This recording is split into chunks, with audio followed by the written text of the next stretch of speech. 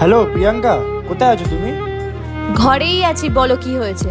চলো না কোথা দিয়ে ঘুরে আসি, ভালো লাগছে না একা একা।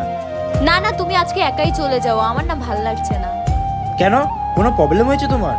অ্যাকচুয়ালি কি বলো তো, তোমার বাইকের কন্ডিশনটাও ভালো নেই, কেমন একটা আওয়াজ হয়। যখন আমি তোমার সাথে রাস্তায় বেরোই, সবাই যখন দেখে আমাদের উপর হাসে, আমার ভালো লাগে না। তুমি বরঞ্চ একাই বেরো। ঠিক আছে, কোনো ব্যাপার না।